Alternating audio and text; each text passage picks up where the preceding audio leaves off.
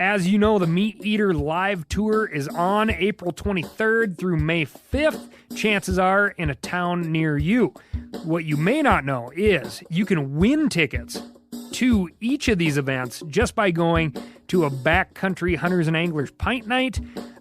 There's going to be a pint night in each of these towns: San Diego, Salt Lake City, Tempe, Anaheim, Boise, Sacramento, Missoula, Portland, Tacoma, where you can compete in Meat Eater trivia and win not only tickets to the show, but a chance to be on stage with all of us. So get your butt to a pint night, and we'll see you on stage. Welcome to the Wired to Hunt podcast, your guide to the whitetail woods. Presented by First Light, creating proven, versatile hunting apparel for the stand, saddle, or blind. First Light, go farther, stay longer. And now, your host, Mark Kenyon. Welcome to the Wired to Hunt podcast. I'm your host, Mark Kenyon, and this week on the show, Tony and I are beginning an exploration of the equally fantastic and fraught journey of raising future hunters and anglers.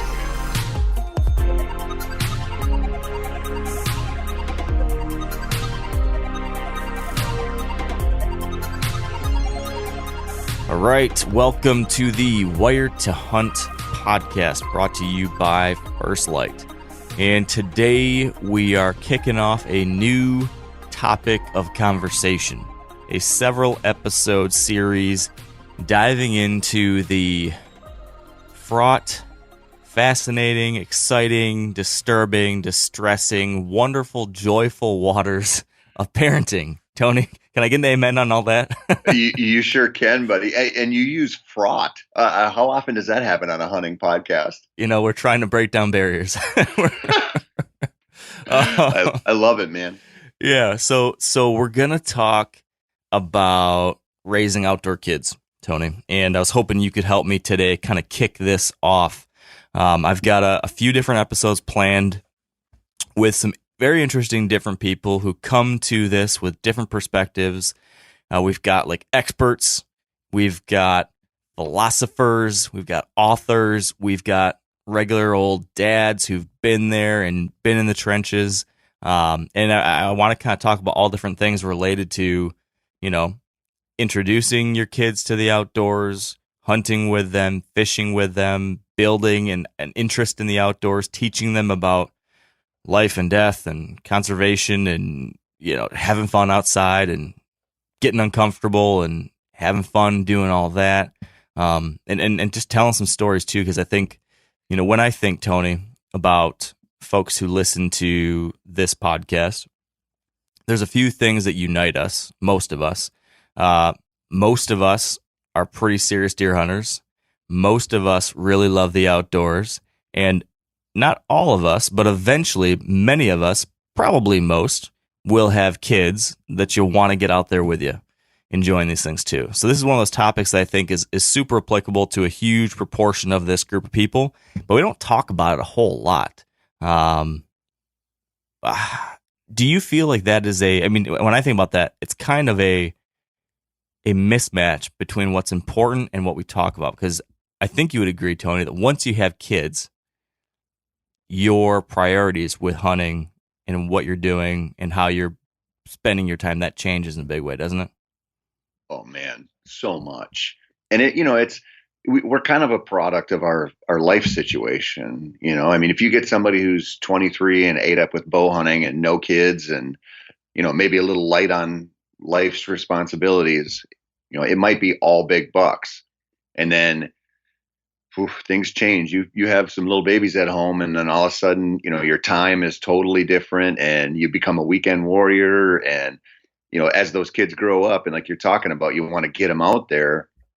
It's like everything that you would want for yourself out of it sort of takes a back seat to how can I get them out there and have a great time. And it's, you know, there's like a little bit of a transitional, you know, process to it.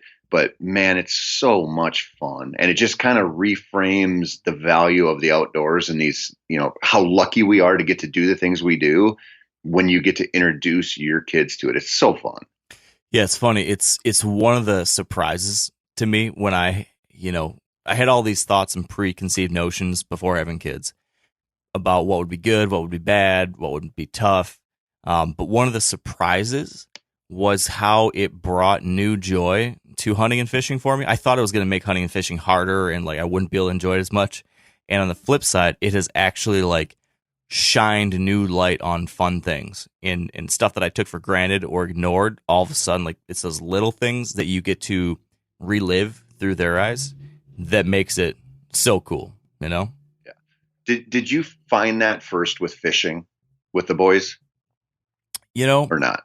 The boys had fishing was the place where they got to be like personally involved the quickest, but like hunting adjacent stuff still. Like they got like even just like whenever it was, I guess he would have been like 10 months old or something, and he got to see like the first deer I killed when he was alive, and like him just being like in awe by its fuzzy tail, you know, stuff like that. I mean, that I totally would never even think about. But when you take a second and you see how excited your kid is about the tail of a deer or its hooves, and then you take a second to be like, you know what, that is cool. And you start looking underneath it and taking a look at the hooves and touching them. And that kind of thing is what I'm talking about, where you just look at things different because they look at things so much different than we do in our jaded old person eyes. Yeah. So I was just curious because you were at probably a little bit different place, but what really kind of struck me with my little girls was I didn't realize how much I had burned myself out on fishing when I was younger. Like I knew I had, because I turned it into my job for a while, and I just wasn't. It was a bad spot for me to be in. So I had kind of, not fully stepped away from fishing, but I had really pumped the brakes pretty hard for a while. And then with them, it was when they were little, you're like, we're going to go out and drown worms and use live bait, and it's all bobber fishing and simple stuff. And when I would take them when they were like 3 or 4, just this wave of like, oh man, you forgot how awesome this was, like how fun this could be. And that was like that was like when the door started opening up, and I was like, man, I can see this happening with everything I do. Yeah. Because I didn't see that coming. I'm like, I'll take my little girls fishing. Hopefully we catch something. And it changed like my mindset over it. And it made me, I enjoyed it again. And it was so cool. Yeah, that's a really good point. And it kind of, you kind of alluded to this, like before having kids, I think there's this, there's obviously some excitement, but I think there's also some like apprehension, some worries about how it's going to change your time and your passion. And so that, there might be people now, there might be all the younger people that aren't parents yet. They maybe didn't even click on this podcast, so maybe they're not even listening to this one, but hopefully there's a few folks out there who are thinking to themselves, man, I think I want to have kids someday, but this stuff's kind of scary. I don't know what's gonna mean for my hunting and fishing craziness. For someone, if there's 2 people out there like that right now, Tony, and if you knew there was like 2 people listening to this podcast that are not yet parents, that are debating like, should I have kids or should I not? And how's it going to change my hunting and fishing passion and all that kind of stuff? Like, what would you tell those people? Let's imagine it's Jill and Joe are listening, and they're on the fence, and they're thinking, man, I love hunting and fishing. We travel the country. We do cool stuff. We've got it made. I don't know about this whole kid thing. What would you say to that person, or those people? Well, first off, I'd pull Joe aside and I'd be like, listen, man, it's not really your choice. Like, I know you think you're like you have like equal say in this, but if Jill wants this, she's going to figure it out. Like, it's probably going to happen. But honestly, it's so hard. Some of this stuff's so hard to convey if you're not in this space. Like when we talk about like the phases of, being a hunter and, I just want to kill something. I just want to kill this. Now I want this trophy or whatever. And you go through them, you can't, when you're in the thick of that, whatever phase it is, you can't really see the next one. You know what I mean? Like, you're just like, this is important. And man, I'm so lucky. I'm like you. Like, I get to do a lot of outdoor stuff. I hunt and fish a lot, and, a lot of different places. My favorite thing to do is to either take my girls turkey hunting or to take them hunting deer. Like, I don't, it's better than anything else I get to do. And I'm talking, hunting sweet places during the rut for myself or going out into the mountains and hunting elk. I enjoy it that much. And, so you think like, oh man, I'm going to have these kids and they're going to, I'm not going to have any time anymore. And yeah, you'll go through when they're young, you won't hunt as much as you want probably. But once they start being able to just even go scout with you in the spring or go on a little shed hunt, it's like, it's so worth it. It's so fun. And so you just got to know that, yeah, it's going to change for you, but the odds are pretty damn good it's going to change for the better. Yeah. And you're right. It's really hard to say this stuff without sounding like a cliche, or to have someone hear it, and unless they're in it themselves, just have them roll their eyes, Like, I think that when my dad was telling me this stuff, or even when you were telling me this stuff, 6 years ago before I had kids, I was probably rolling my eyes. Yeah. So it's so hard to believe it until you feel it. But you're right. Like, that is the best stuff. And it's the best in ways that you never would have expected. Yeah. I don't know. What's one of the awesome things you've done recently with your kids? I mean, is there, I know you've been outside with the girls. Tell me a story. Tell me a story of something you've done recently with both of them or one of them that is a good example of like this kind of thing. I will, but I want to touch on something you just said, just because I think it's super important. I don't want to gloss over this. Sure. I noticed this. I see this in your videos when you're fly fishing with your boys last year, and I know you kind of kept me up to date on your vacation down in Florida this year fishing with them. And one of the things, like maybe the most relatable way to put this is kids. You mentioned it's kind of like these experiences are so new, and it's like their awe at every little thing is, Yeah. we kind of take it for granted, but like the base level of it is they just have pure fun doing it. And that's like infectious. And I always tell people, this is like no secret, but the reason that the hunting public's so successful partially is people go, those guys are having fun. No question. This doesn't feel like a job. Like it looks like they're enjoying. And that's like, there's a big time gravity to that. And when you take kids out, your focus is like, man, I'd really like to catch a tarpon on a fly or something. Like we have these man goals, right? And the kids are like, I don't care what, I want to catch grunts and whatever else under the dock and watch, whatever the little jellyfish swim by and use my little net, because everything's pure fun. And if you're exposed to that with your kids, there's no way you're not going to enjoy it.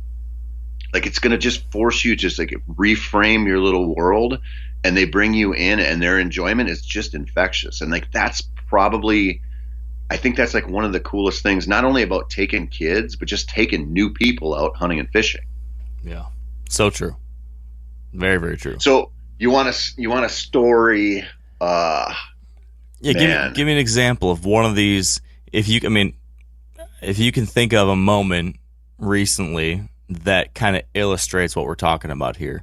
I can give you one example while you're thinking. Speaking of those Florida fishing trips, one of the wildest things that's happened to me, and one of the coolest things as a dad, has been seeing myself reflected back at me, like this bizarre alternate universe where I have been like removed from myself, and I'm now watching myself as a kid. Like when we were in Florida, and I don't think I've told this story in the podcast, but we went to Florida a couple months ago, and I know I was telling you about this, but we had a little place on the coast, and we had a dock, and every morning, Everett, 5 years old, would get up, and like before we're even really out of bed and going, and he was running out the front door. I'd hear like the porch door open, and I'd have to run out there. What's he doing? He's got his fishing pole, and he's running to the dock. And he runs down the dock. He's got his life jacket on. He's got his fishing pole. He'd grab a little bag of shrimp that we had in the freezer, and he would go out to the end of this dock, and he transformed into little Mark Kenyon at age like 7, 8, or 9. When I would sit at the end of the dock, we would go up to my great uncle's cabin in the Adirondack Mountains. He had a little place on the lake, And I would go out to the end of that dock and I would dunk worms for 5-6 hours at a time. Like, I wouldn't come in for breakfast. I wouldn't come in for lunch. Like, that's all I want to do. And now I'm watching my 5-year-old do the exact same thing. Like, he's out there at the end of this dock dunking shrimp, and he doesn't want to come in for anything. He doesn't want to come in for ice cream. He doesn't want to come in for lunch. He doesn't want to. He just drops that shrimp. Got one, Dad. Pulls it in. Pulls off a grunt. Drops it back in. Pulls up a little yellowtail snapper. Got one, Dad. Pulls it in. Oh, man, it's a puffer fish. Dad, this is the best day ever. I mean, every little thing was the best thing ever. And it just, like you said, it's infectious. All of a sudden, in my head, I'm like, man, this is the best thing ever. Like, this is so fun and so bizarre, seeing, like, this piece of me, separate of me now, coming to life and looking just like, I don't know, it must have been, I don't know, it's just a wild, wild thing to see come into the world like that. I mean, that was one example for me that's just like, man, this is something else. So I got to ask you, since he's a mini you and there's nothing that could distract him out there, did you point out any cool pollinators in the yard or anything that might get him? No, pollinators were not on the menu. We were very focused. But what we did do is we pointed out sea life. So what was cool about this was not only was there the dock, but there was also like tide pools. It was like a rocky shoreline. And so when the tide came out, we were finding all sorts of hermit crabs and other things. And I'd made a huge mistake. This is a huge daddy blunder. I'd never seen these things before, but we got to the first morning and the tide was coming out, and I saw these. They looked like little purple, like Tide Pods. Do you know what Tide Pods are, right? Oh yeah. So I thought to myself, man, this is weird. These look like little Tide Pods that have washed up on the shore and like got inflated again. Like, it's kind of clear and blue, kind of filled up. And I'm looking at we're talking about some jellyfish here. Yeah. And my son reached down and touched one. And then I'm like, I don't think we should touch that, but I don't know what that is. And then later I found out it was a freaking man-o-war, which are these, if you get the tentacles on you, like major, major painful jellyfish. And so I got very lucky that it wasn't a grab instead of just a poke. So that's another parenting thing, is you got to really be on top of your game and learn your shit quick. But yeah, no pollinators, but we were seeing stingrays. We were seeing all the hermit crabs. There were all sorts of kinds of fish, pelicans. I mean, that's the other thing, is like, you mentioned like getting obsessed with tarpon or something, and that's easy for me to do, is like have the focus and like be obsessed with it. But kids, in this case, Everett was out there, and he is not focused on anyone other than wanting to fish, but also like he will get excited by the pelican that lands on the dock, and then he'll remind you to look down at the weird thing floating in the water, and they still do like notice all the little things that we gloss over, and we're so focused on the single pursuit. And they can enjoy the entire experience, maybe a little better than we can sometimes. Yeah, for sure. You want to hear my story now? Yeah, for sure. I'll tell you a turkey hunting story, because we have really been in the trenches with the turkeys. We're all tagged out now in Minnesota, but let me preface this by saying I take turkey hunting for granted. Like, I'm way too confident in turkey hunting, and I started this year. I started in Iowa hunting for myself, got my ass handed to me, and which stings, because I was like, this will be even on public land, I'm like, this will be a gimme. And then we came home to Minnesota, and usually in Minnesota, I have them scouted out really well, and it's kind of like a first couple days type of thing. Ass handed to me there. We went to Wisconsin, hunted the youth season, and I was like, at least we'll get one here. No birds. So I hunted, I think the first 7 days, either me or mostly with my daughters, never saw a legal bird. Never saw Jake, never saw Tom. And I'm talking, we're on field edges. Like, we should see something, right? Just brutal. And my one daughter was like, I want a long beard this year so bad, because she's killed a couple Jakes. And she's like, I just don't want to. She would have shot one in a heartbeat, but she's like, I just love that long beard. My other one had killed 3 toms, so she's like, I don't care, whatever. Well, the Jake shooter, we go out because I had one Tom on this farm by my house who's got the thinnest beard, but he kind of moved in.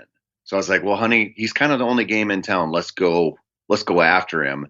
So we go out. I don't know. This is, maybe 7, 8 days into the season, and I still haven't seen a legal bird yet.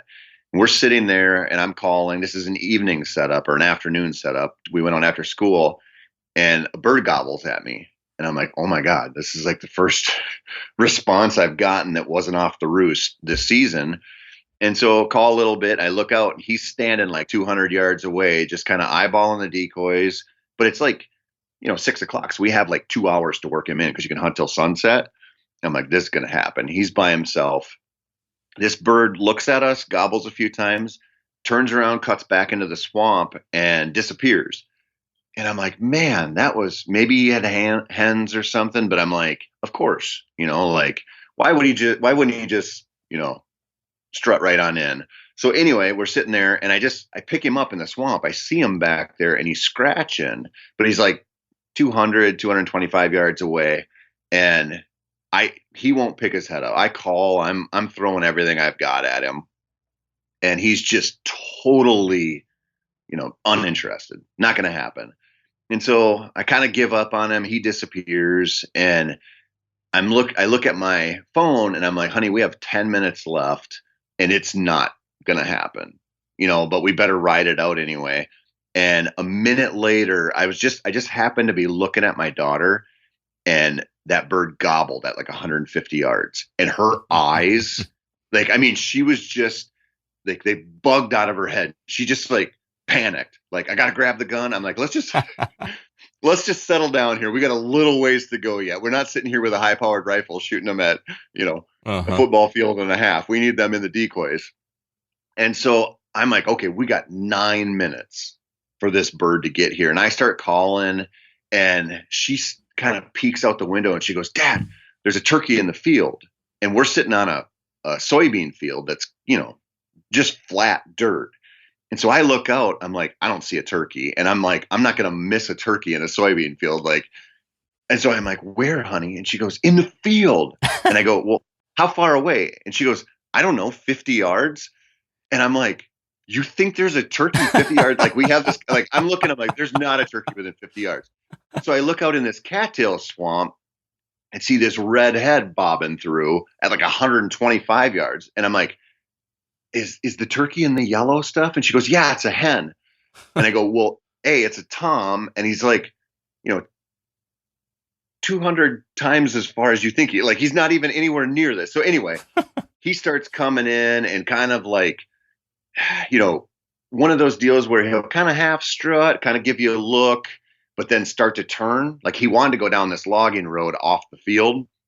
So I'd hit him with some calls and he'd start moving in. And I'm looking at my phone and I'm like, 6 minutes, 4 minutes. And finally he commits and comes in and I'm like, we're cutting it close, but we've got a little bit of time. But I told her, I was like, when he gets near the decoys, I'm going to call real loud. He'll stop and pick his head up because I didn't want him to start fighting because then they get real distracted if they're working on the Jake, And so this happens. I yelp and cut real loud and he picks his head up and she dumps him, just smokes him. And I look at my phone and we have 1 minute left. Wow. Like that. We were down to the wire and she's like, I got my Tom, I got my long beard. And then we run out there to look at him. And like 3/4 of this little thin 8-inch beard is just laying on the ground. She shot it off. Oh, no. So she's got like an 8-strander, but she's like, I don't care. It's a Tom. Oh, and man. It was so sweet. That's so great. That's awesome. So you bring something came to mind when you were talking about this, like calling the bird and her getting all excited and ready. I've taken my son, actually both of them now, out for turkeys, but not on like actual hunts. Like we just go and like we're acting like we're hunting and trying to get them in range. Yep. But whenever I do that, they always want to use the calls. Like they always want to try the calls. And in my head, I'm like, yeah, I want them to have fun. But at the same time, as soon as I give this call to my son Everett, it's like crazy, insane things. And every animal that might be within sound range is now long gone. So two questions. Number one is, do you let the kids call when you're turkey hunting? Number two, and this is the bigger picture question, what's your like thought process been, Tony, when it comes to like this balancing act when we take our kids hunting between getting the animal, which seems like would be an amazing moment with our kids, versus letting the kids just do what's fun for them in the moment? So part A, part B. I do let my girls call some. I mean, the best thing to do with kids is to get one of those spring-loaded push-button calls, and then you know what I mean, and then teach them. Okay, we do a 3 yelp or a 5 yelp or a 7 yelp sequence, and then I always have a mouth call in to kind of drown them out if it's if it starts to go a little haywire, which it will. Yep. But what I tell my girls. And they're in a different stage now than your boys. They're a lot older, but is you can tell me when to call. Like if you think we need to liven something up, should we go a little nuts with a slate and the mouth call and really get after it? What should we do? And so I'm trying to get them to own a little bit more of the process, and it's hard. And this kind of leads into your second half. I want them to succeed so much that sometimes I'm too much. Like I need to back off and realize they don't need that kill as much as I want them to have it.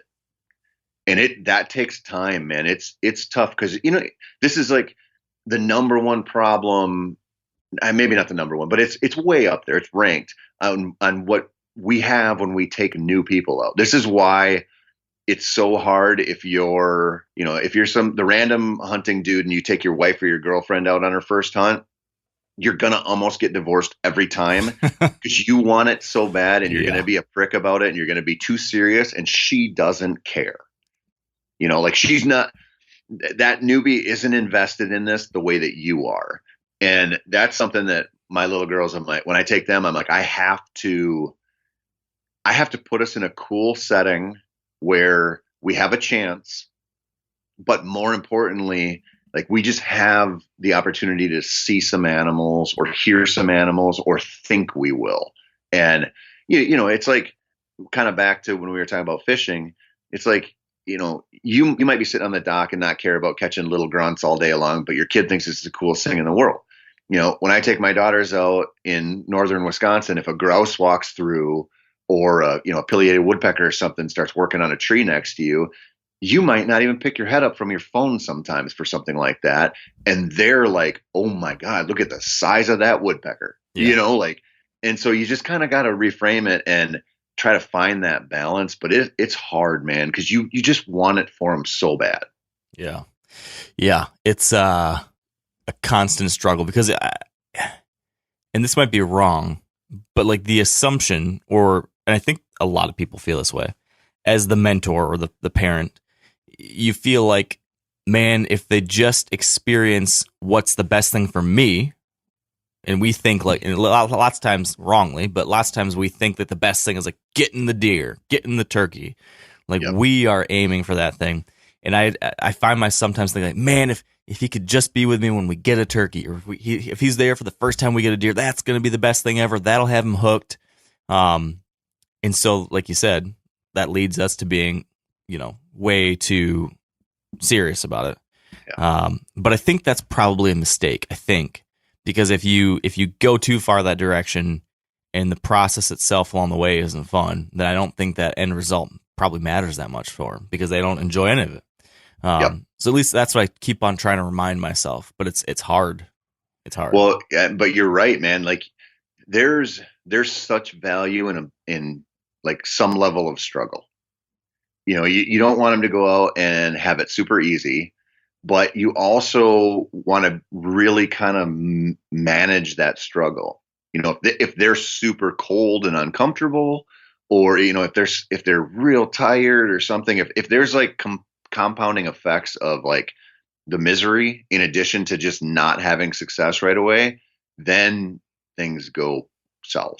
Like then you're at risk of just making it too much of a bad thing. And so I kind of look at it like that's why I like turkey hunting so much. If you pick and choose decent days and they've got hand warmers or whatever, and they're eating candy in the blind, the discomfort levels can be managed real well. And so then it's like, even if the turkeys don't show up too much or they're not cooperating, at least they're not like, I hate this, because I'm not, and we just don't, it's hard to relate to that because, we have good gear and we're used to going out and sitting in a tree stand from dark to dark. And like, this is what we do. This is our driver. For them, we're just trying to get them to a place of like, you start loving it a little bit and then we'll start, we'll be okay being a little colder or a little more hungry or tired or whatever. But right now, it's so important to manage that.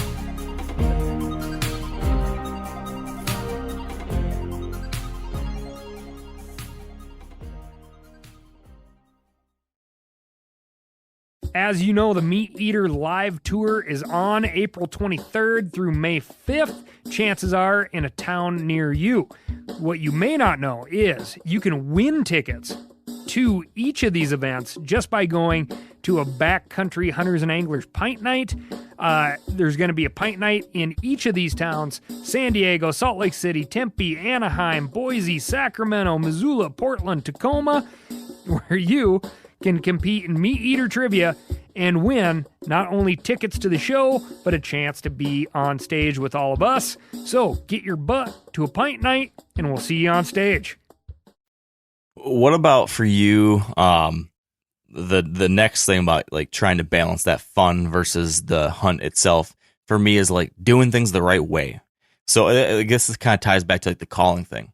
So I find myself constantly struggling out there between the trying to get my boys to do the right thing. So I'm constantly whisper. You got to whisper. You got to talk quiet. You got to whisper. You got to whisper. And catching myself like just harping on them over and over. And I'm like, okay, you got to ease up. Or, moving too fast, moving too much, standing up when they should be sitting down, like all those things. And I know that if you harp on them too much on that stuff, it's not fun anymore. But if you don't harp on them some, they're not going to learn. They're not going to get better. And we're never going to see a damn thing. So like trying to do that, like I find myself constantly like, when I'm out there, like having this internal dialogue with myself, like having to hold myself back from my instinctual, like, stop, shut up, be quiet, whisper, like constantly in my head, like stopping myself, but also trying to figure out how do I, and I guess this is a general parenting thing, like how do you teach them or get them to do something without being a total a-hole? You know what? Well, I'll address that in a second, but don't you think you get enough practice being patient in that situation when you hunt with a cameraman over your shoulder? Yeah, that's good training for you, right? Yeah. Are you literally eating another handful of Starburst in my ear right now at 20 minutes before dark? That kind of stuff? Yeah, while this buck is approaching. Come on, people. Yeah. Are you going to clank that metal Yeti against something one more time while we're out here? Yeah. Did you bring a metal Yeti again? Dude. With kids, I think listen, I maybe am a poor example of this because I can lose my cool pretty fast sometimes, but like my first year turkey hunting with the girls, they were 8. And the one who just killed that little thin Tom, she's a lunatic. Like, she is not a patient child. She's not a child who takes direction well. She's like a little Tasmanian devil. And when she started turkey hunting, I called in so many birds and she spooked so many birds.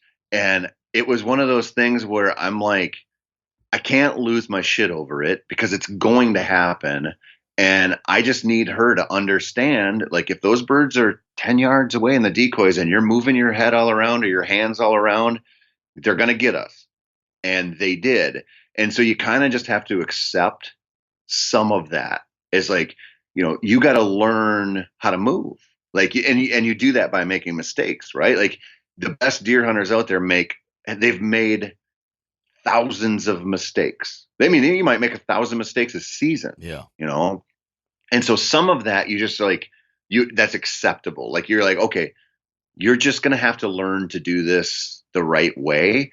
Some of it when they're making noise or they're being squirrely or whatever, like you can tamp that down a little bit and be like, listen, if you're going to open a package of Pop-Tarts, let's rip this Band-Aid off. Let's not crinkle it around for 5 minutes, stuff like that. But it's just a learning process. I was going to ask you, I don't know enough about Michigan. What's the minimum age out there? Like, when will you be able to take your boys actually hunting? So they can go with me, from the get-go. And I think the latest, if I remember right, I think it's a mentor kind of situation here in Michigan where as soon as they're ready to go, they've got a few years before having hunter safety that they can go with a parent or mentor at any age. And is that turkeys and deer? Yes. So how old is your oldest boy? He's 5. What are you anticipating? Like, when are you like, I think this is going to be, we'll be able to do this when he's what age? Yeah, that's the thing I'm thinking a lot about. He's ready to go right now. Like he wants to do it right now. He got a BB gun for his birthday, and so he's shooting a BB gun. He's very effective. He wanted to shoot a deer this year too, and all these things. I think he's too young for all of it still. I don't know exactly when that right age will be. But if you're going to put if you're going to force me to put a number out there, maybe I'd say a couple more years. Yeah. I don't know exactly when. Like he's very excited about it. He's pretty darn good for a 5-year-old. Like he can hold pretty darn still. He can do everything pretty well. He's going to be the easy one. The younger one, kind of like you mentioned, is going to be my Tasmanian devil. But Everett could probably do it. I actually think I would give better than 50-50 odds he could pull it off well this year even. But I just want to make sure he's a little more mentally, mature. I think maturity is the thing I want to keep working on with him. So that are you worried?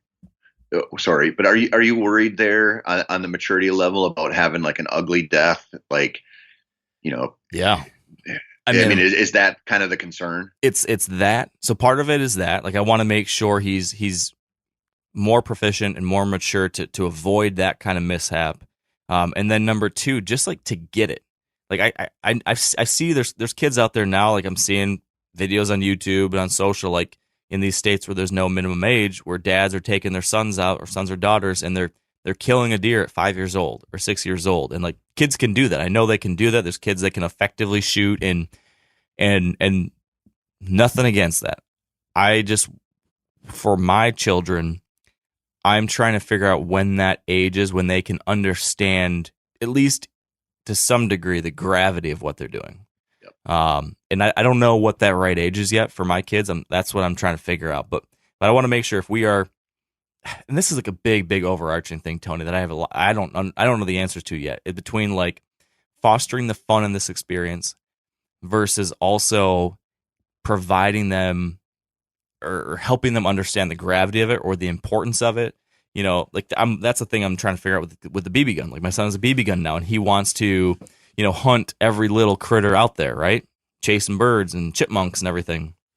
And I did that when I was a kid, and it was fun. And I think that was one of the things that, helped me become a hunter. So I want him to have this little miniature version of his own hunt and feel like he's really doing it.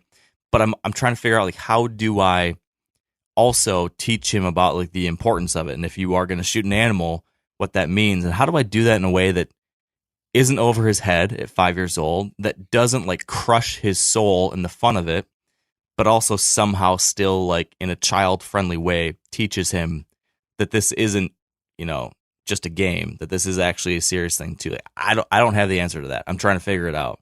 But those are the questions I've got when it comes to figuring out when he's going to hunt for a turkey on his own and a deer with me and all that kind of stuff. Yeah, man, that part's tough. That was my primary concern with taking the girls deer hunting, because turkeys, I don't know. there is not that connection to a turkey the way that, kids can feel with a deer. It's a different thing. And I was terrified of a spine shot. Yeah. And I think, people might disagree with me on this, but, you're raising two little boys. I'm raising two girls. I've got hunting buddies who have boys who are the girls' age and they hunt like crazy. There's a difference. I mean, when you talk about your little boy running around with a BB gun trying to shoot every sparrow and chipmunk and everything he can, Mm-hmm. I mean, that was a lot of us, right? I mean, when we were, when I was younger, I have murdered so many little sparrows and pigeons and starlings and stuff in my life with BB guns and pellet guns growing up. And that was what we lived for. And there's like I see this in some of my buddies' little boys. There's like a bloodthirst there that I don't see in the girls. Yeah. Like they have animals. They're like, no way, not shooting that, not doing that. And they don't have this desire to just go out and kill whatever. And so I always felt with them like, man, one bad death and we this might end. Like it always felt sort of like a house of cards. So I'm just curious about that with the age thing, because as they get more mature, they understand what they're doing.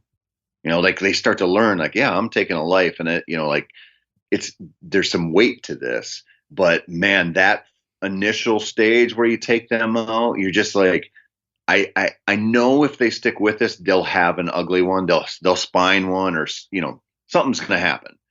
But I hope it's not now. Like I hope it's down the road when they've done this and they've been a part of the the scouting process and the work involved, and then they've helped you butcher one and they love to eat it, and they go, okay, yeah, that thing sucked. I don't want to do that again, but the overall process is worth it. Yeah. Yeah. It's a doozy. Like all of that. There's so many of those things that I'm finding these tricky lines you have to walk between, like, like you said, like trying to minimize the risk of something bad happening while also still letting them have fun, or like, how do you encourage the fun while also introducing and helping them understand the importance of it? Or, like with my boys, and Everett especially, he's developing a love for animals while also he has this love for hunting, and he's learning about school stuff and the like wildlife videos and shows and stuff. We're learning. He's starting to hear about how hunters nearly sent this animal to extinction, and how this animal's struggling in the rainforest or something. And so I'm trying to help him already. Like, it's crazy at 5. He's being introduced to this like serious stuff, and I'm trying to understand how do you make this make sense to a 5-year-old in a way that he can enjoy hunting and love the outdoors and understand like it's okay to do it, but also know that this comes with like an obligation to also take care of nature. And so I'm trying to think of like, how do you do that in like a kid appropriate way that doesn't like make it not fun and doesn't become overwhelming, but like in some kind of 5-year-old brain way makes sense. I don't know. Those are the things that I'm. If you figure that out with a 5-year-old, you let me know, because I know 45-year-olds who don't get it. Yeah, I mean, that's a tough thing, but I think it's just get them in a position to develop a love for the outdoors. I know it's like so cliched, but if you're waking up at 5 and you're running out the door to go fishing, like you're getting there already. Like you're going to love it so much that you don't want to see it go away. Yeah. And I think that's important, and I think it's just exposure to a lot of different things in the outdoors. It's not just seeing a big buck. It's like seeing all the animals that live in the big woods, like I think that it's just it's so important to get them out there to experience a lot of different stuff. And then I think that will come eventually. Yeah. Like he's not going to get it when he's in, kindergarten, but the framework can start to be built already. Yeah. And it's just, I think that's a great point. You're building a foundation now, and the foundation doesn't need to be overcomplicated, but you build it little bit by little bit. But the key thing that has to be there from the get-go is the fun, the love, the enjoyment. And then you give, I think if you just kind of every once in a while, you add a little something more, you satiate a little bit of curiosity, you answer a question, you show, bring them up to be a part of like what you're doing. Like, so perfect example of this was walleye fishing the other day with the dad of one of my son's friends at school. And so we went fishing in the morning, and then we went to go pick up the kids from school, and we had not cleaned the fish yet. So we were going to fillet the fish on the tailgate of the truck at school, and then save a couple so when the kids came out, we could show them. And so picked up the kids after school, came out to the trucks, and then the two of them were just so excited to get to see a couple fish in the cooler, pick them up, look at them together, and then watch us, filleting them and showing them what we were doing. And they got to touch everything and look at everything and spin it around and play with it in a kid way. But then, anytime you can get them involved in like the whole process, I think that builds like an appreciation itself, even without talking about it.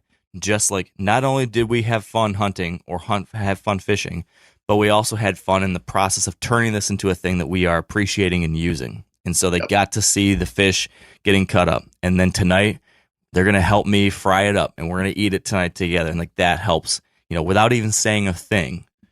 I think you're teaching that some of those lessons. And maybe that's the best thing. That's the easiest way maybe to help teach those kinds of things is just show it with your actions and have them a part of it. I totally agree. I mean, I think the more parts of this that you can involve them in, the better.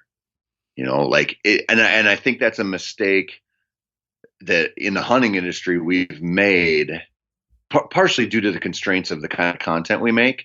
But you see so often like, we're taking my buddy's kid out on his first hunt, and it's like you go sit in a box blind over a food plot, and 17 deer walk out, and one of them gets shot, and there's like, it feels very surface level, and it may be, it may not be. You're only getting the 22 minutes of show or whatever, but we've kind of like presented that image that you just bring them into this, kind of babysat situation. They kill, they're done.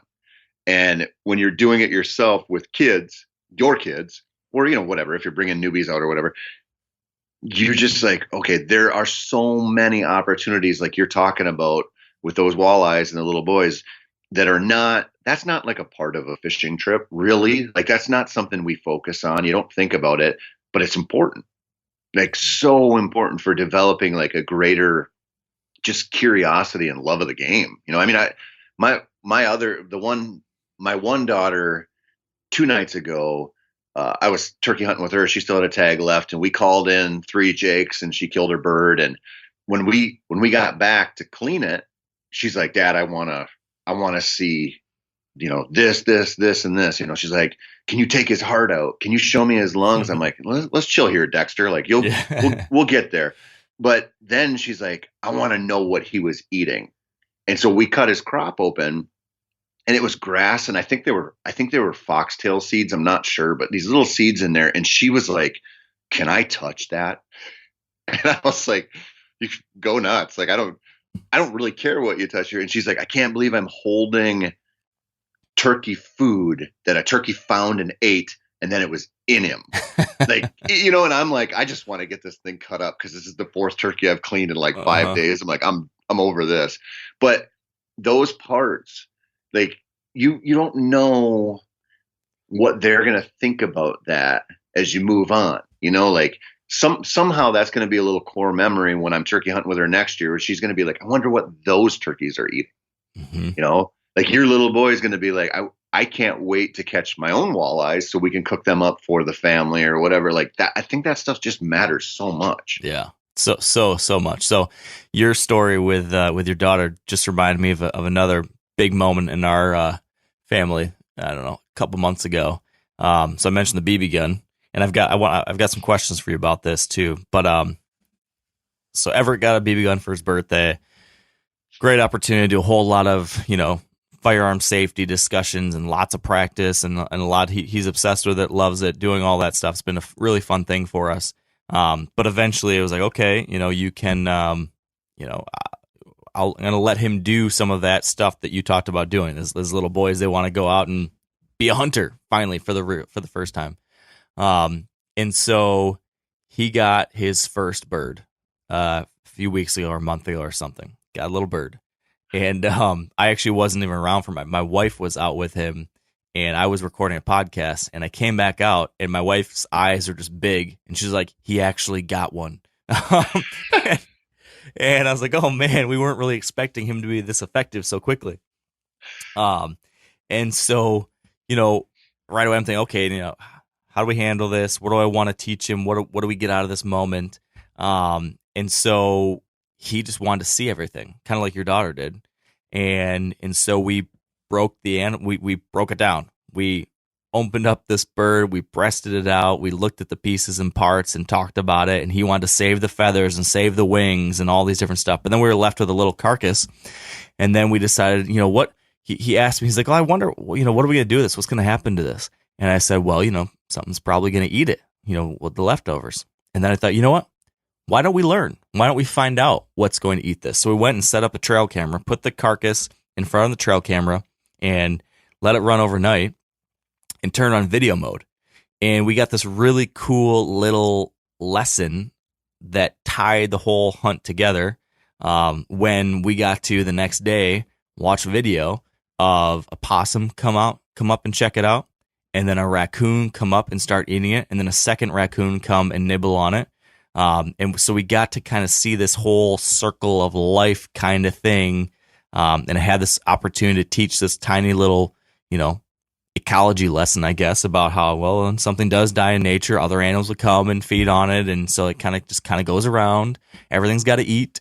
And it made what could have been just like a kid shooting something turn into an opportunity to learn about, well, if you shoot something, we're going to break it down. We're going to try to eat it, or we're going to try to use it.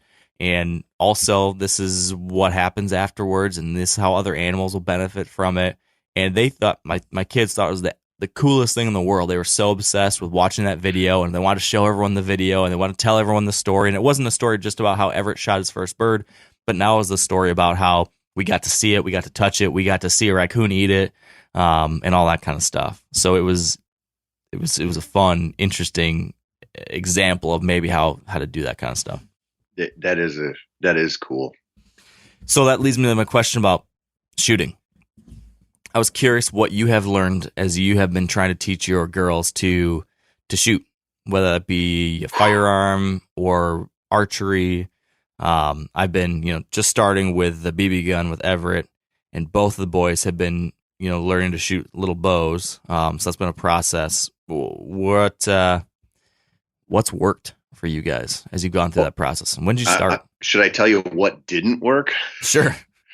Man, so when it hasn't been that long in Minnesota where we've had no minimum age for turkeys. I don't remember when they changed it, but it wasn't super long ago. But when they did, I was like, oh, thank God I can take my girls hunting. So I impulsively went out and bought a little youth Model 20 gauge. And I thought this will be perfect. We'll start on we started with a BB gun, and then we shot a 22, and I was like, but this will be their first turkey gun. And I took the girls out, and I bought one of those bog pods, the death grip deals that you can lock a gun in there, and that kicks that holds down the recoil a little bit because it's pretty heavy. And anyway, my one daughter, my lunatic daughter, she squares up to it to shoot. And I had it was like a little trap load in there, like 7.5, 2 3/4, whatever. And so I'm like, this will be no big deal. And I'm watching her take her first shot, and she picked her head up, then pulled the trigger. So now there was 2 inches of space between her face and this gun. And this gun kicks a lot because it's so small.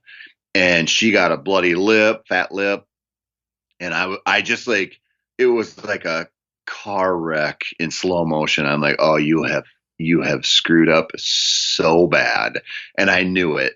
And she was like, well, I'm not shooting that gun anymore. And my other daughter was okay with it, but she didn't like it. And I'm like, this was so dumb, so dumb. And I just happened to have a little 410 22 little Savage that I bought when I was in high school to hunt, squirrels and rabbits and whatever. And I was like, well, honey, I have a smaller gun we could try. And I had to back up the process and start with a BB gun again.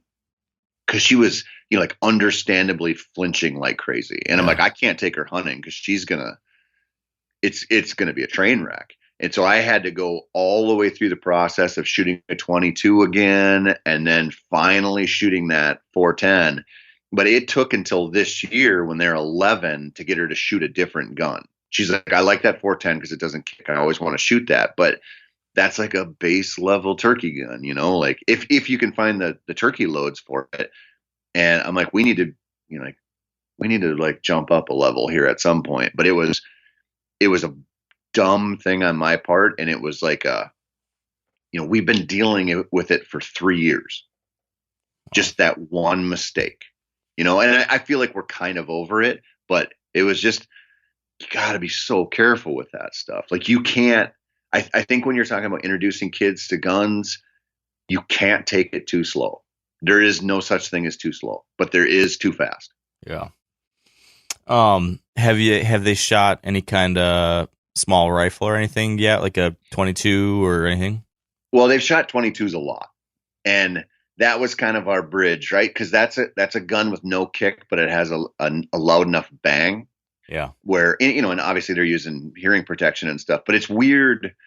We kind of take it for granted. We're like, we throw on hearing protection and shoot a muzzleloader, shoot a rifle, whatever.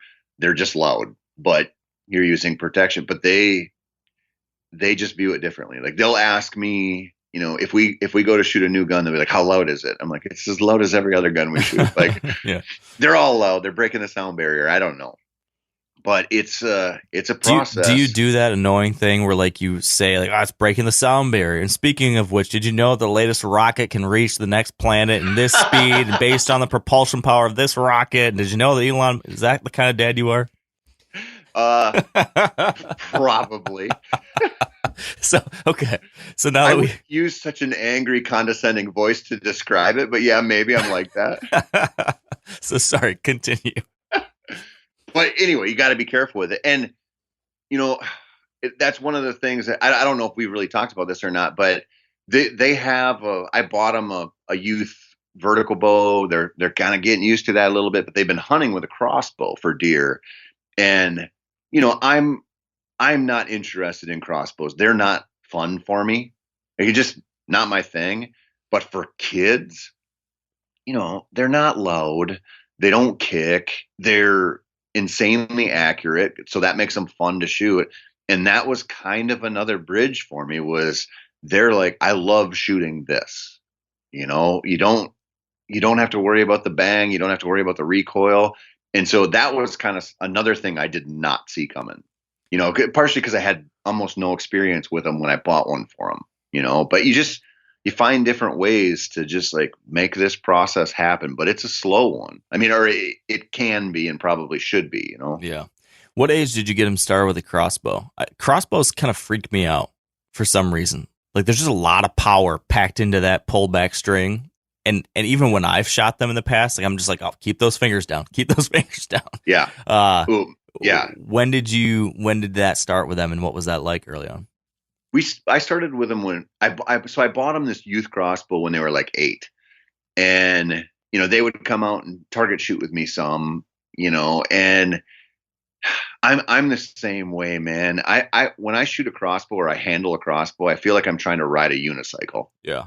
It is an awkward thing that I'm not comfortable with. Kind of like when we were out in Montana last month and the doing that long range rifle shoot we did. Yeah. I was so uncomfortable. Yeah. Like that was so unnatural for me. I don't shoot rifles that way. That whole thing, it was cool, but that kind of stuff's a good reminder to us because we're so comfortable picking up a bow or like I'm so comfortable handling a shotgun in my life, and so you take it for granted. But with a kid, all that stuff's new. And so you kind of just gotta slowly get them into there. But the crossbow thing was an easy transition, and it was fun because those things are so stupid accurate. If they're shooting at a deer target at like 20 yards, they don't hardly ever screw up. Yeah. You know what I mean? It's like, it's a different thing. And when people are like, oh, they're the same thing as a vertical bow, I'm like, you're like, they're just not. Like, let's not pretend they are. But I'm happy that we got to go through that there. Like, if you would have asked me 10 years ago if I want crossbows in Wisconsin, I would have said absolutely not. But then when I've got little girls and they want to shoot something and I could deer hunt with them, I'm like, I think I'll change my stance on this a little bit, you know? Yeah.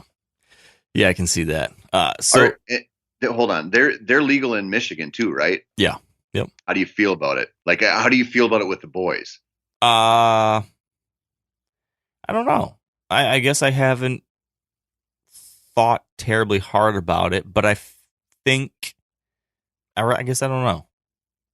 You're kind of agnostic on it. You're like, I might take them with it, I might not. Yes, I would say I'm agnostic. I know that Everett has an interest in shooting a vertical bow. He's already shooting, a little wheel bow. Probably this year going to get him one of those tiny compounds that are super adjustable. And I think he's pretty jacked about that and will want to go that route. But at the same time, if I told him he could go out there and use a crossbow sooner, he would probably be like, yeah, whatever. I'll use whatever I can do to be out there and hunt.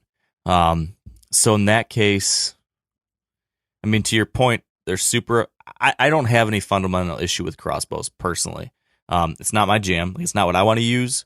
And there's been, from everything I've seen, a lot of studies out there that have shown that it's not changing the actual harvest. Even it might be changing the percentage it's killed in archery versus gun season. But it's not decimating deer herds anywhere. It's not ruining age structure anywhere. It's not actually messing up the resource. So if it's helping people have a good time out there and keeping people hunting longer or getting them started sooner, I guess I don't see a whole lot of reasons to hate on it, other than like it might not be the experience we want personally or for some people. So in that case, like if my kids were like, man, I really want to get after it and they're not quite ready with a vertical bow, but I think they could do it with a crossbow, I guess I would probably be on board with it. As long as it doesn't keep them from, pursuing the practice and the, work necessary to become proficient with a vertical bow. Cause like, I know that's such a great experience. That's such a great thing to work on, to get good at. That is so much fun. And like the work necessary to get good with it, I think is a big part of why it's so good. Do you know what I mean? For sure. Like I think a downside to crossbows is that they're so easy that it does not require the dedication. So I think, there's an argument to be made like vertical bow hunters have to dedicate themselves to their pursuit so much more than a crossbow hunter, because it's just to become proficient at it and to stay proficient requires an attention to detail and a certain amount of work and practice that like there's value in that. I think. I don't know how much value. I don't know, I'm not going to say that they're better than the other. It's just a different thing that I find valuable. And so I would want that for my kids eventually. But I don't think there's anything wrong, doing a little bit of both to get started, I suppose. Yeah. I feel like you, obviously I'm in a little different place because my girls have actually hunted with a crossbow, but my one daughter is really geeked up to hunt with a vertical bow. The other one's kind of so on it. And, I have mixed feelings about that because I want them to hunt the way I hunt. Like I want them to appreciate the process you're talking about of learning how to become proficient with a vertical bow. But I also I really loved the fact that, I was like, if I can get a deer within 20 yards, they're probably going to make a good shot. Yeah. And that, because again, and it might be, it's different with different kids, but I was like, it's so easy to make a big mistake with a vertical bow. And if you're in a ground blind at 20 yards on, pressured deer and they got to draw, I'm like, there's a good chance of a deer ducking the string a little bit or something. And maybe I'm just justifying taking them out with a crossbow early, but I feel like we're working into that stage you're talking about with the vertical bow. And so I don't necessarily feel like starting them on a crossbow took them, like, changed the arc of their, their hunting career. Yeah. But at the same time, I'm not there yet. Like, they're not hunting with a vertical bow. And I worry because they'll have that crutch, right? If we go out and they miss a deer or something bad happens with a vertical bow, they'll know they can go back to that easier weapon. And maybe that really doesn't matter. Maybe this is something like I'm bringing to the table, but it is something that I devote some of my mental horsepower to, because I think about it a lot, and I just don't know. I don't know where that shakes out. Yeah. I mean, I think you make a lot of good points there. And probably the most important thing is to make it fun and get them out there and ease them into this situation with as little risk for a catastrophic incident as possible. And, they'll get there when they get there with this other stuff. But I mean, if you were to compare, like, what's the worst case scenario with each? The worst case scenario with the crossbow, let's say, is like, well, they end up looking at it as a crutch and they just use that all the time and they don't develop a love of shooting a vertical bow like you do. Okay, that's a bummer, but they're still hunting. They still like to get out there. While, like, the worst case scenario with the vertical bow might be, man, they spined one. It was a really devastating thing to see and experience, and they never want to do it again. They're done hunting, So yep. That's hard to argue against right there.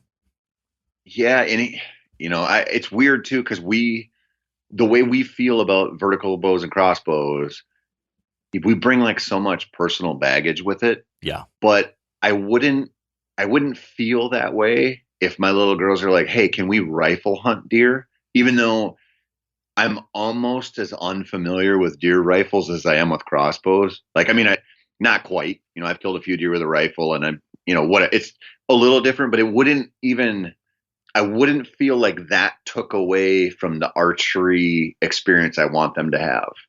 Right. It's just like sometimes you just, like, bring a little bit too much bullshit to the table, I think, and it maybe doesn't matter. Yeah, I think you're probably right. We're just bringing in our own stuff. So, hey, can I make a prediction here? Yeah. I'm going to say that Mark Kenyon's sons will start with a crossbow because they'll be able to hunt earlier with that than they will with a vertical bow. So I'm looking at my crystal ball, and I'm going to say that those little Kenyon boys are going to kill their first deer with a crossbow. You probably aren't too far off. Everett would be out there this year, ready to rock and roll if I told him he could be using one of those crossbows and he could do it. He's a fiend. I told the story, I think it was last week on the podcast, but I'll just give you the 10-second version. I was going to take him out the other day just to, like, go with me on a turkey hunt, quote unquote, like, just to go call some in like we've done in the past. And he just started crying, like, devastated. I'm like, why are you upset? He's like, I want us to kill a real bird, Dad. We got to get a real bird. We got to get him. It's like, what? I don't have my license yet. Like, I wasn't planning on actually going for a week. But he just wants to hunt, like, really hunt so bad. And if he can't be shooting, he wants me to be really, really bad. So yeah, he's ready to rock and roll.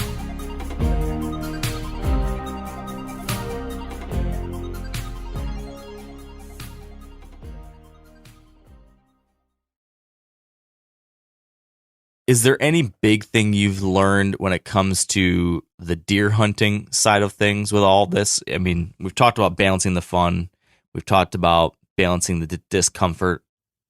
We've talked about balancing the risk of something bad happening. I think all that kind of all comes to its, like, greatest, highest point with, like, the big creature like a deer and all that.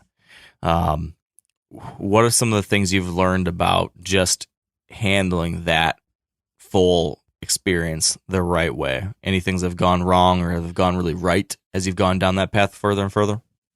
I would say a couple of the things that I've learned is, the more that I can get them involved, like we talked about, in any part of the process. So we hunt out of ground blinds, we run trail cameras, and I want them to help me set that stuff up.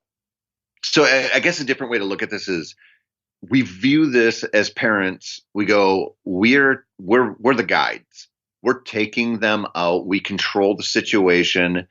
And that's largely true, but not to the extent that it seems. You end up kind of realizing that you have to treat this like a partnership. And so, yeah, I need them to go help me set up so they appreciate what it's like to be out there and get bit by a few deer flies and, do a little work. But then I also need to just back off and really listen to them when, we're hunting. If they're super tired and they don't want to get up like tomorrow, if they're like, it's been 3 days in a row, I have to respect that because I've pushed it too far. Or if we're out there and I'm getting the vibe that they're done for the sit. If it's, 8:30 in the morning and I'm like, man, we should stick this out for a while. But if the signals are going up and they're done, I have to respect that. Yeah. Because it's not my hunt. And that's a hard thing, man. Cause it's like, there's sometimes they're just not feeling it quite the same way, or something changes and they're done. Or,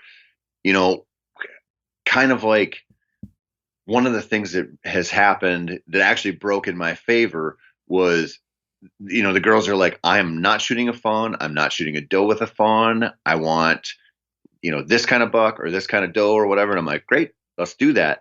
But when deer get in front of them, they're like, I want to shoot that deer.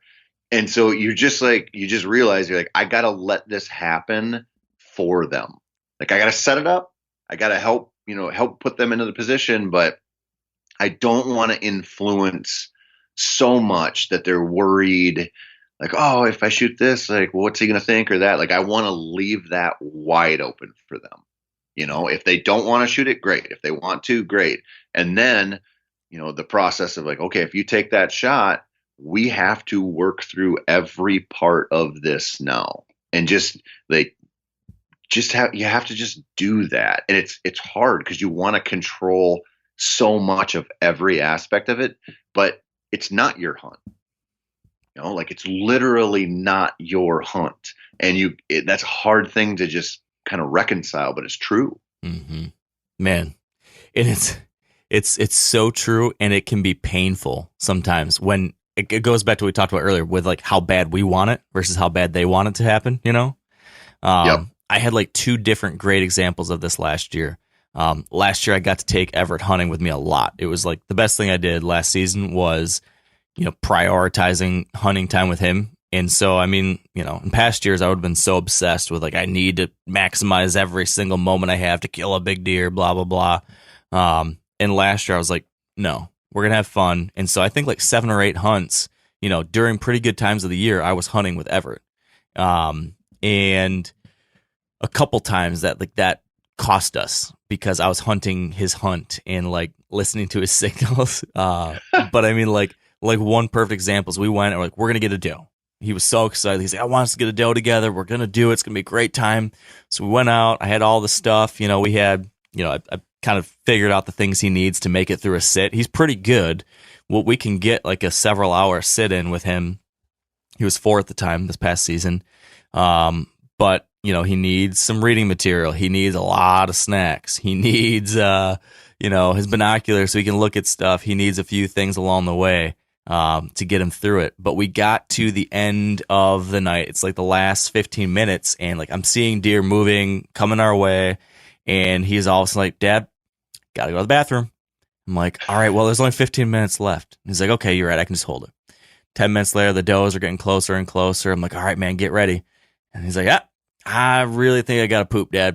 And I'm like, well, can't you hold it? It's only like 8 more minutes and there's deer coming. We're about to get him. He's like, okay, yeah, sure.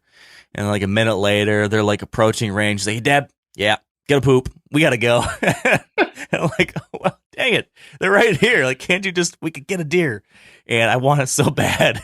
And I want to fight him on this because I know he can hold it. He's a big kid. But you get to see, he's like, nah, I'm ready to go now. I'm ready to go back home. And I'm like, okay, all right. I'm not going to fight it. We just got to go. Or another time I took him up to our cabin up north, and it was the last day of the hunt, and there was a lot of fresh snow from overnight. And we walk out to our blind that we'd set up, and there are fresh tracks from a deer that had, not a deer, like a buck, like pretty darn obvious buck tracks that had come and walked right past the blind relatively recently. And I thought to myself, man, that's great. We got fresh tracks. This buck come walking through. He very well might come back through. There might be some other deer passing through. Conditions are great. But at the same time, like, we might want to just follow this. He might have fun just following this track. So I'm like, hey, buddy, what do you want to do? We can sit in the blind. We got a good chance that, these deer might come circling back through. We might see something else. Or if you want, we could just go walk that track and see what happens. He's like, let's walk the track, Dad. We got to go walk the track. And of course, that's what he wants to do. So we go and we walk that track. And he's, making noise. He's having a blast. Like, he was having a lot of fun with it and like trying to identify what he was doing and where he was going and what was going on. But long story short, we followed the track for like an hour and then he's tired. He's like, I'm done for the day, Dad. That was great, but I'm done. And so we go back to the cabin and I had to go back to the blind though to break it down and take it home with us. So he goes back to the cabin with my dad and I go walk back to the blind and I see in the snow that buck had circled back and walked in front of the blind, like 20 yards from the blind within the last hour. So while we were walking his track, he came circling back and walked right past there. And I thought, man, if we just sat in the dang thing, the buck might have circled back because we were on his track. So maybe not. But if we would just sat, we would have had a chance at deer camp up there together for the first time. And, you're just like, man, you never know. But we did the thing that he wanted to do. And, that's great. I think he had a great time and it was fun. But there's so many examples like this where I have to pull myself back from doing the thing that I think's best for the hunt or and this is something that I think I talked to you maybe off air about. But sometimes not putting them, at least at this age that he's in, I'm maybe not rushing him into a high stakes situation. Because they're just not quite ready, or maybe they are, but it forces me to be more serious. So the thing I had happen last year is, at one point during our firearm season, I scouted a mature buck using an area several days in a row, that I had a couple blinds set up. Like, I had a child-friendly hunting situation set up, and there was a 4-year-old buck that I knew of and kind of knew his jam, but I wasn't actively hunting. But now here he's showing up and he's going past these couple blinds I've set up in a place where like I could actually have a chance to kill this deer with my 5 or 4-year-old with me. And so I wasn't planning on hunting this deer. I was going to give him another year, but I thought, man, this could be pretty sweet. And so I asked Ever, I'm like, man, do you want to go after the wide 9? Like, he's around. He's for some reason like active in this zone. We could actually get a crack at him. And of course, like, yeah, we're going to go kill the wide 9. Let's do it. So I take him out that first night and get set up. And like, it's a pretty good situation. And sure enough, like, we see him. Like, he comes out farther out of range than I really wanted him to be at. And I decided not to take the shot because I just didn't want anything. I wanted it to be perfect. Like, I did not want to ruin a great season by, hitting a deer bad with my son watching it. And I'm not a long range shooter, as you know, Tony. So I was like, man, I want this deer within 150 yards, dead broadside, standing still. Like, I want everything to be perfect.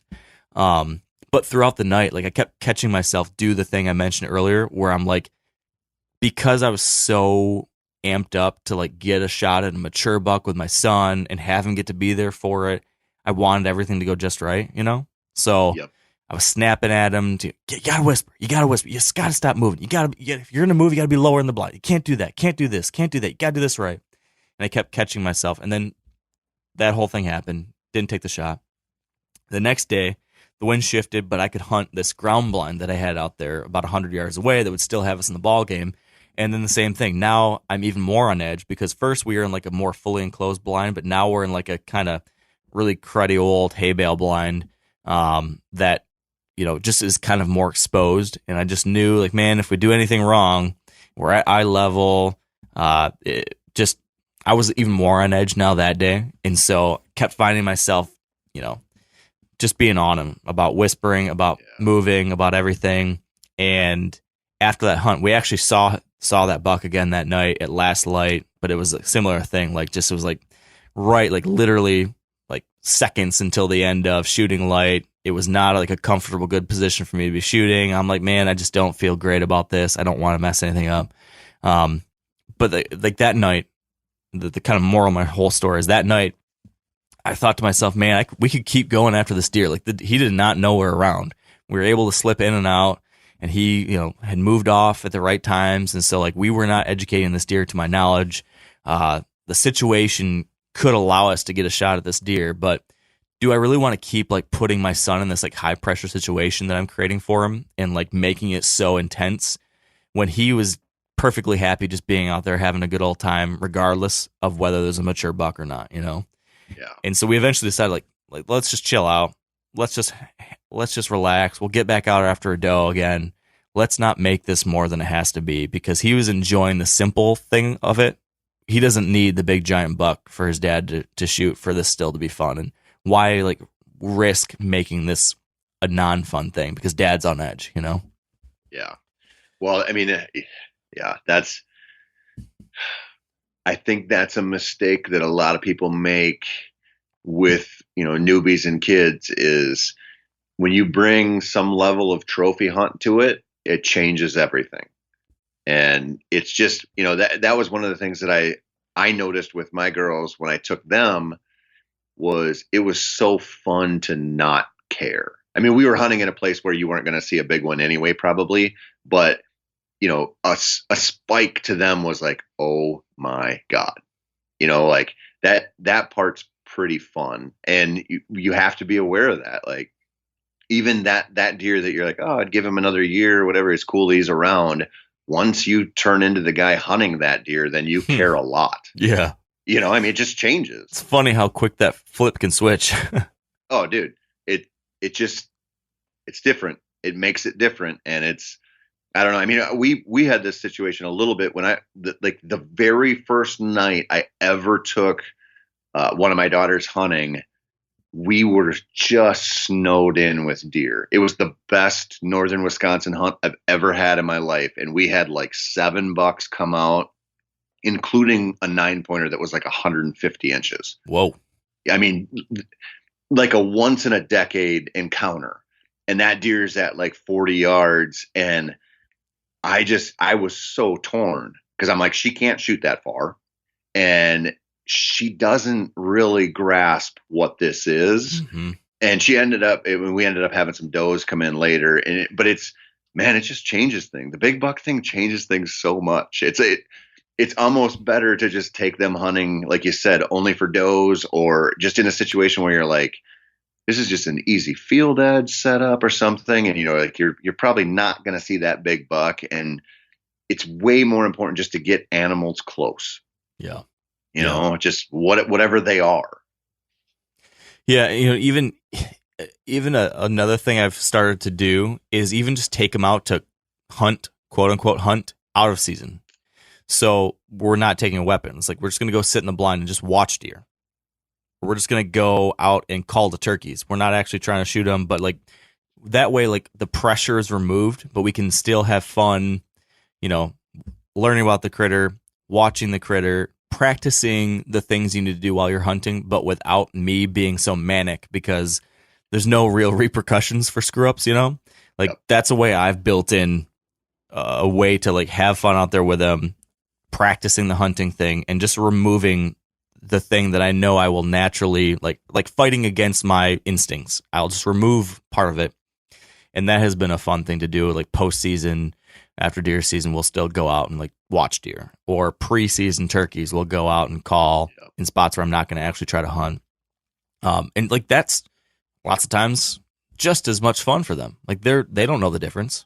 They're having a blast. Yeah, dude, we do that too. And not only is it fun, but it's so beneficial. Yeah. Like getting to watch animals. I think that's one of the biggest problems a lot of hunters have today, is it's so easy to put out some trail cameras and not, like long range scout them, not observe deer or turkeys or whatever in their natural environment when you're not hunting them. Because when you do that, you learn how they move and what they do, and how they get from this point to that point, and how relaxed they are a lot of times. and it just is an education you can't get any other way. And it gives you so much confidence, and it's fun to take kids doing that. But I think just generally for hunters, and I know this sounds dumb, but like, the more you watch those critters when you're not actively trying to kill them, the better you'll get at killing them. Yeah, very true. You know, something came to mind that's not directly tied to that, but it is a thing. It is one of the interesting ways that my kids have helped teach me something, and it's related to watching wildlife. And what we did is it's very simple. I mean, I know lots of people do this, but we didn't have any bird feeders or bird houses or anything like that up until this past winter. We put out a couple bird houses and like a little suet thing or bird feeders and stuff like that, right by the window to our bedroom in this like little area that we've kind of let turn into like a little wildlife zone. I don't know, like we kind of rewilded a little part of our yard. We're like, let the grass grow up, put in a little brush pile, got a couple apple trees, put in the bird feeders, plant some wildflowers, stuff like that. And my son especially, but both of them, well, my oldest son especially, but now both of them, in a way like I never would have expected, and in a way like I never have been fascinated by, have become like completely enthralled with these birds that come in. And I mean, like, they're obsessed. Like, they get up in the morning and run to the bedroom to go see what birds are out. And we got a little spotting scope, and then we got a bird identification book. And now all of a sudden, my son, like, this is something that I have not pushed at all. Like, I have no interest in songbirds and that kind of stuff historically. But he's like, now he's identifying every different species. And then he wanted to make a list of every different species we've ID'd. And now he can tell me how to tell the difference between a tufted titmouse and a black-hatched chickadee and a red-bellied woodpecker versus a downy woodpecker versus a pileated woodpecker. And he's got this list of all the different birds we've seen, and he's got the book and can point them all out, and he's learning the calls and this kind of stuff that I just gloss over. Like, I get so focused on like the big charismatic megafauna kind of stuff, and he's giving me this new appreciation for the little things. And so for like the first time in years, probably, I was driving down the road just past the house, and I noticed a bird that we had not seen before. And I thought, that's a new bird species. I got to look that up. And I never would have done that before. And I thought, like, how cool is that? Like, my son is bringing his passion to me and teaching me something and helping open my eyes to something in the natural world. And I think that's one of the coolest things about introducing your kids to the outdoors, is that they can introduce you right back into it too. Do you know what that story tells me, Mark? What's that? You don't need to do a paternity test. That one's yours. Yeah. Yeah. I think everybody listening to this is like, yeah, I'm not surprised at all at little Kenyon Jr.'s dorking out on songbirds. Like, this sounds about right, man. Yeah, we saw that coming. Oh, yeah, man. So we got to wrap this one up. I've got to take my son to school, speaking of. But I guess to maybe set the stage for where this is going to go next, and we're going to pull in some folks with more expertise than you and I, Tony, to share some different ideas. But I guess a point I want to make here, and I think this came through our conversation, but I want to kind of explicitly make it. And I guess I'll say this for myself, and you tell me whether this is if you think this is true or not. But I constantly feel like I still don't have it figured out. Like, there's so much I still don't know yet. I still have so many questions about the right way to handle this stuff with my kids, the right way to bring them into these traditions and these pursuits, the right way to teach them. Like, I constantly feel like I don't know what I'm doing, and I'm like walking around with the lights off, and I'm feeling my way around and just trying to figure it out one step at a time. And I guess I want to explicitly say that that's how I feel a lot, and it's okay if you feel that way too. Does that resonate with you, Tony? Oh man, are you kidding me? When they handed me two babies, when I was like, this should not be. Like, this is a mistake. I can't do this. And you feel that way all the time. And I always joke, like, with my wife, I'm like, I'm so freaking manly. How come I have two girls? Like, I'm like, I don't know how to raise girls. Like, I don't know what I'm doing. And you just figure it out. I mean, you just do. And I want to say something on this beyond that. Like if you're listening to this and you're like not at a stage where you're like, I'm not having kids, or for whatever reason, and you're like, this doesn't value me, or like doesn't bring value to me very much. Taking people who don't know what they're doing out there will make you better. Like whether it's your own 5-year-old or 8-year-old or whatever, or if you're just taking that coworker who expressed an interest or whatever, when you have to think through how to get somebody who has no experience or very little experience into something good out there in the outdoors, hunting whitetails or whatever, you will get better. So at the very least, if this is like, this doesn't resonate with me at all, like there's like a selfish, beneficial reason to doing this, which is just you will become a better hunter by having to think through somebody else's process that doesn't know what they're doing. Yeah. That's not even just opinion. There's a lot of studies about the teaching effect in which they've measured the ability to like remember something, or the ability to understand a concept, the ability to perform at a high level, is every one of those things is improved if you have to teach it to someone else. So if you want to try to remember your ABCs or something, one of the best ways to get better at remembering your ABCs is to have to not only learn them yourself, but teach them to somebody else. Same thing, if you want to get better at, like you just mentioned, hunting, one of the ways to get better at it is to have to teach someone. I think that is a proven thing.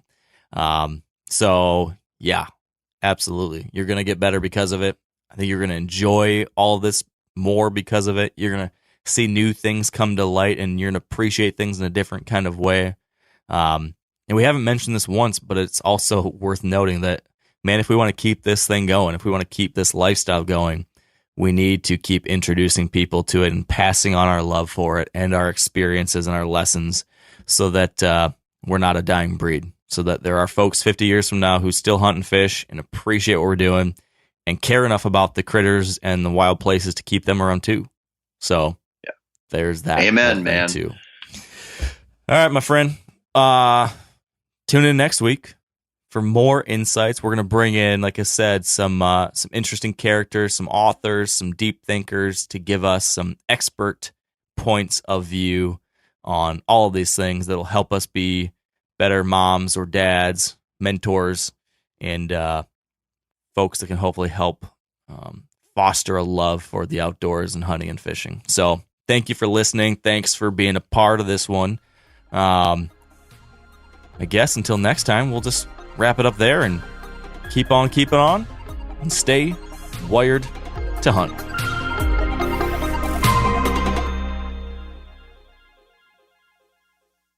As you know, the Meat Eater Live Tour is on April 23rd through May 5th. Chances are in a town near you. What you may not know is you can win tickets to each of these events just by going to a backcountry hunters and anglers pint night. There's going to be a pint night in each of these towns: San Diego, Salt Lake City, Tempe, Anaheim, Boise, Sacramento, Missoula, Portland, Tacoma, where you can compete in Meat Eater trivia and win not only tickets to the show, but a chance to be on stage with all of us. So get your butt to a pint night, and we'll see you on stage.